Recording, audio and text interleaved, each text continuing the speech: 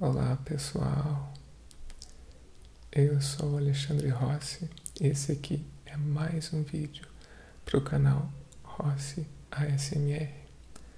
Como estão vocês? Eu espero que esteja tudo bem. Comigo está tudo bem. Voltando para mais um vídeo, esse vídeo um pouquinho acidentado. Deu um pequeno problema com a minha câmera, então excepcionalmente eu estou gravando com o celular.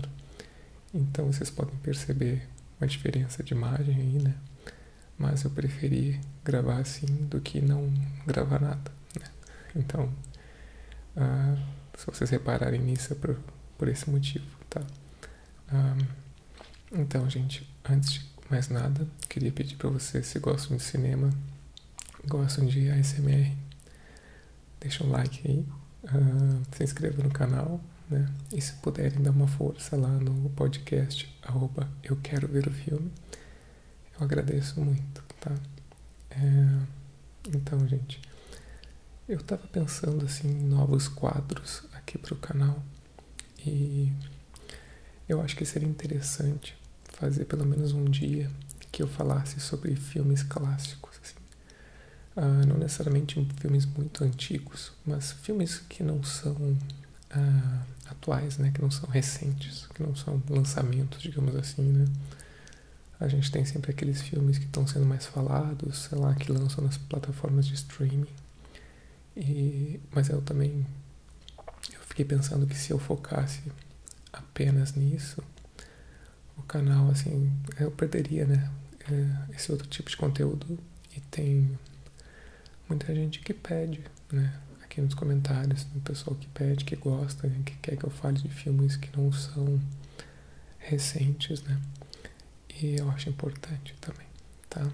Então, eu resolvi começar fazendo um comentário, né? Fazendo um comentário sobre o filme O Silêncio dos Inocentes, né? Que é um filme de suspense, né? Um thriller, suspense, terror, que eu nunca tinha assistido. E eu sempre tive muita curiosidade. Daí eu pensei, olha, acho que é um bom momento para assistir, até porque eu consigo ter uma reação mais imediata, uma reação sem, digamos, vínculo emocional que eu teria com outros filmes, né? Que eu já vi há muito mais tempo. Então, como de praxe, eu vou falar a sinopse aqui para vocês do filme, falar sobre o que se trata ele, né? É um filme, se eu não me engano, ganhou 5 Oscars, né? Incluindo o Oscar de melhor filme. Eu acho que o Anthony Hopkins ganhou também, não lembro se a Jodie Foster ganhou também. Não lembro exatamente, isso aqui eu não peguei. Mas é o seguinte, Silêncio dos Inocentes, né? The Silence of the Lambs, em inglês. É um filme de 1991. A sinopse é a seguinte: uma jovem e talentosa agente do FBI é aconselhada pelo Dr. Hannibal Lecter, um psiquiatra brilhante e também um psicopata violento e canibal, a fim de conseguir capturar outro assassino. Tá? Esse filme foi dirigido pelo Jonathan Demme, né? E recebeu indicações ao Oscar. Aqui tem as indicações, né? Melhor ator, melhor filme, melhor atriz e melhor direção e mais algumas, né? Então, um filme bem reconhecido. E é bem interessante isso já de cara, né? Porque o Oscar, para reconhecer filme de terror e suspense, não é tão corriqueiro isso, sabe? A gente sempre tem a gente sente uma resistência histórica da academia em relação a filmes de horror, né? E esse aqui é um suspense thriller que foi bem reconhecido, tá? Com Anthony Hopkins, com a Jodie Foster nos papéis principais, né? Ted Levine, Brooke Smith, e aí tem um elenco bem grande até.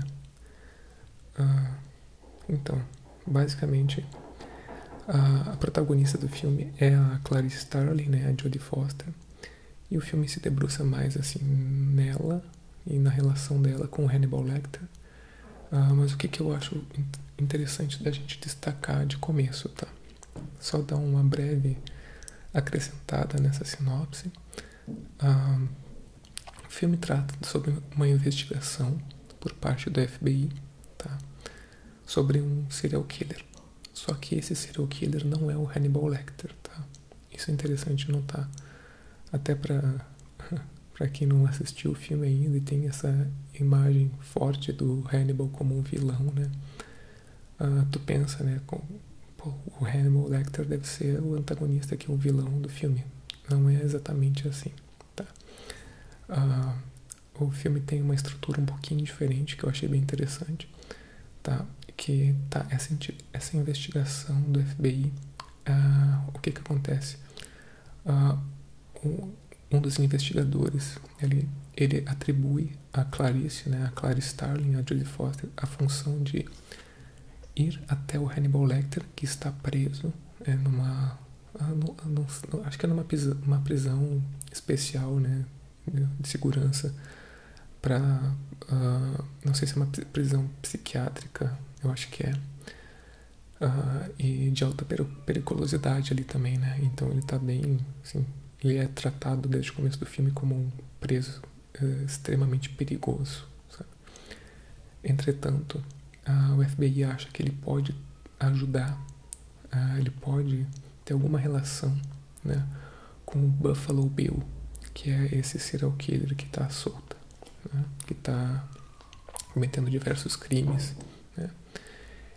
E esses crimes que o Buffalo Bill comete. E aqui eu já vou dar um alerta de spoilers, tá? Até agora eu tava só falando a premissa do filme. Esse vídeo tem spoilers, eu vou tentar, como é um filme, né, de mistério, né, eu vou tentar maneirar nos spoilers, tá? Não entregar tanto, eu vou tentar, não garanto nada. Mas o que acontece? O Buffalo Bill, esse assassino, ele tem a característica de sempre...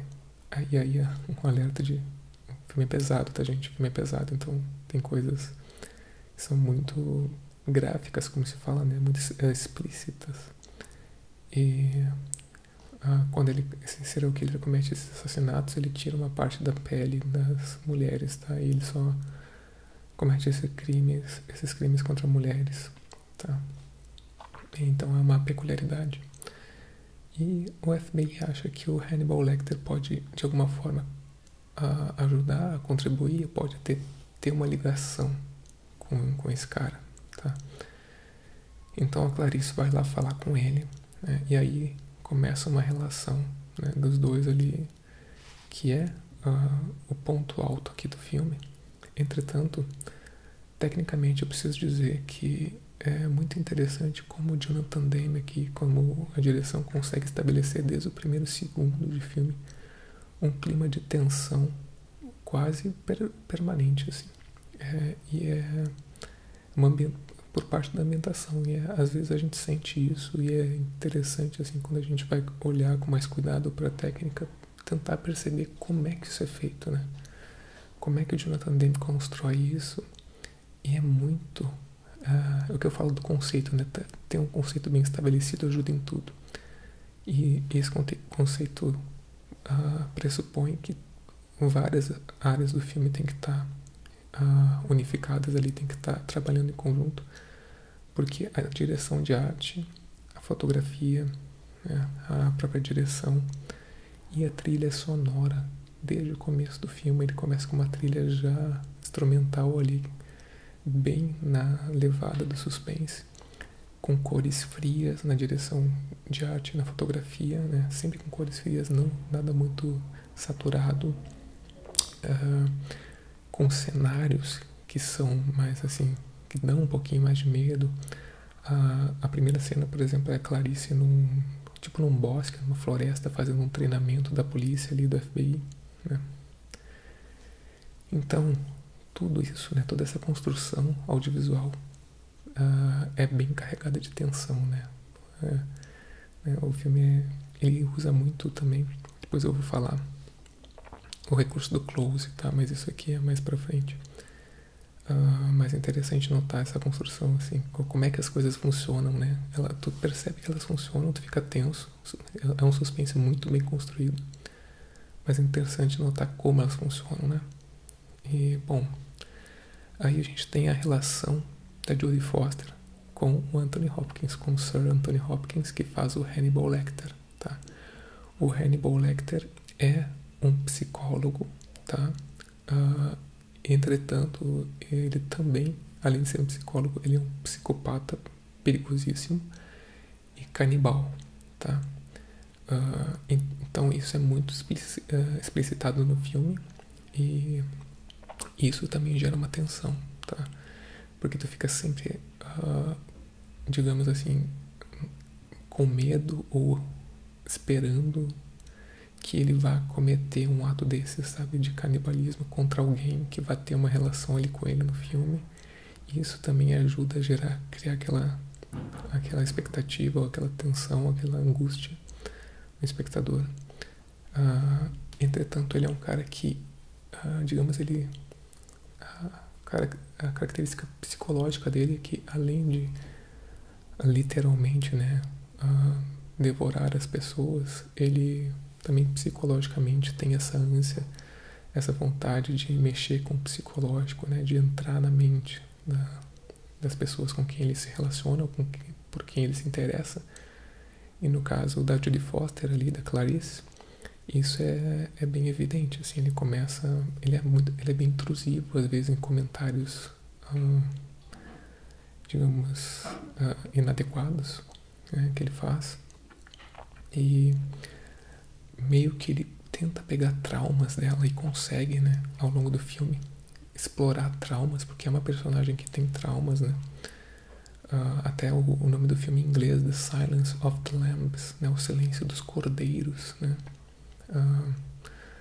remete a um trauma dessa personagem da Jodie Foster, né, que depois é alcançado pelo Hannibal Lecter, que é um trauma de ela, quando morava no interior, ela sofria muito com o barulho, com os ruídos que os cordeiros faziam, né, no abate.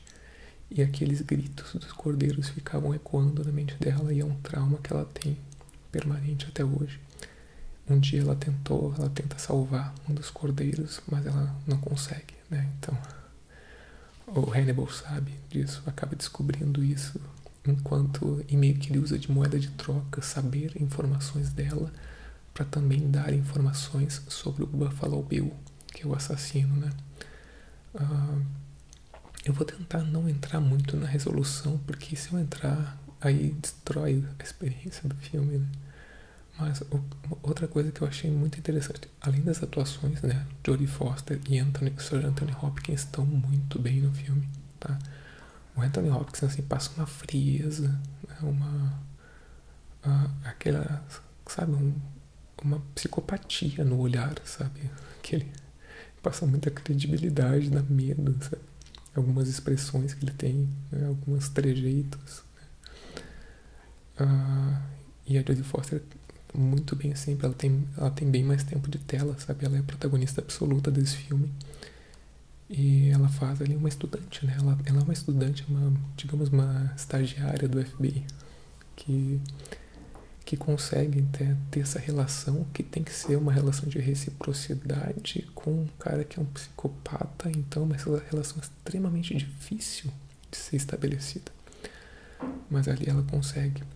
E narrativamente, estruturalmente falando, eu acho muito interessante e diferente esse filme, né? Esse mistério, porque ele tem ali a figura de um antagonista intermediário, digamos assim. Isso aí não é nenhum arquétipo que existe, tá, gente? Eu tô criando isso agora. Quer dizer, não sei se eu tô criando, tá? Mas eu tô me expressando dessa forma. Eu quis dizer que isso não é um nome técnico, tá? Mas o que acontece? O Hannibal, ele não é, digamos, o antagonista da narrativa. Ele não configura ali o conflito principal do filme. Ele é um intermediário, né? Ele é também um vilão, obviamente caracterizado como vilão, porém não é o objetivo do conflito do filme, que esse sim é o Buffalo Bill.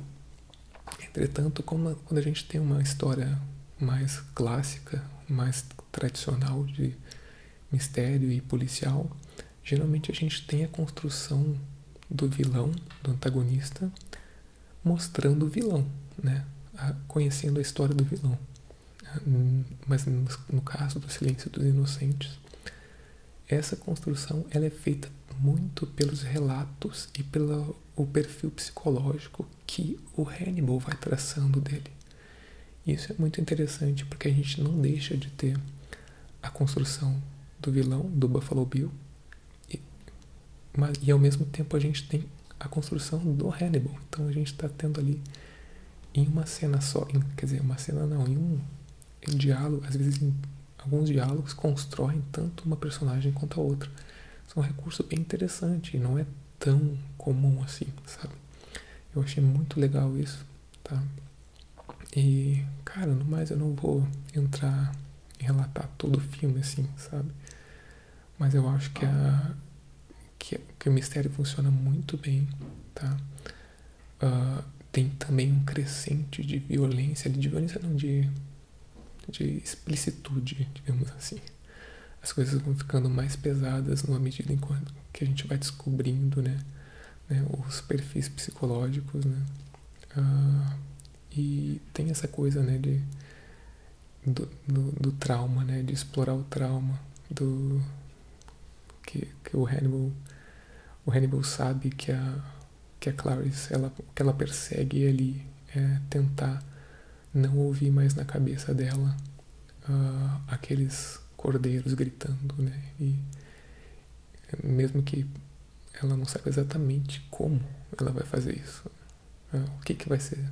Talvez ela ache que entrar para a FBI, né, ou cumprir alguma missão seja o suficiente para isso, né? E também, assim, o final do filme é interessante, porque como a gente tem a figura de dois vilões no filme, né, talvez ele não se resolva, o filme não se resolva da forma que a gente espera, da forma que a gente esperaria que um filme tradicionalmente se resolvesse, né?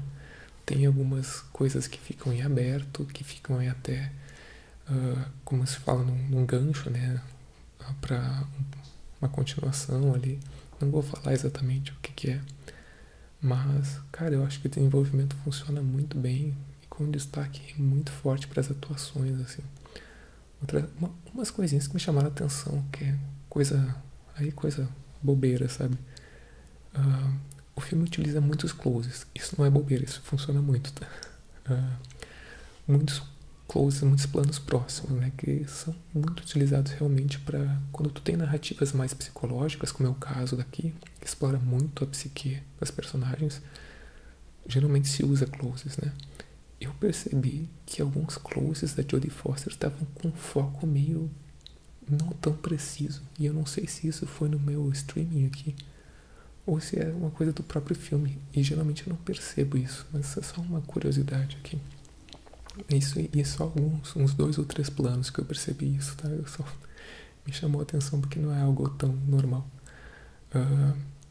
Mas é isso que eu queria trazer também dos closes, né? Como isso te faz dar aquela impressão de entrar na mente, né? E é outra coisa que é coisa de construção da ambientação e construção da narrativa que às vezes a gente não se atenta, né? Mas tá funcionando também por isso, porque a gente consegue ver os olhares, as expressões, né?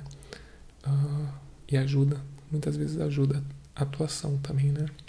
E o Grão é muito interessante, né? Um filme de 1991 em película, um grão muito presente, né? Um granulado na imagem que a gente vai comparar com hoje em dia, que é quase todo digital, né? Não tem essa mesma textura. E eu não estou sendo saudosista nem nada, é só uma peculiaridade do filme, mas que eu acho que nesse caso ajudou também a criar um clima, sabe? A criar aquele clima mais frio, talvez, né? Não sei. Um clima mais de tensão ali, de horror.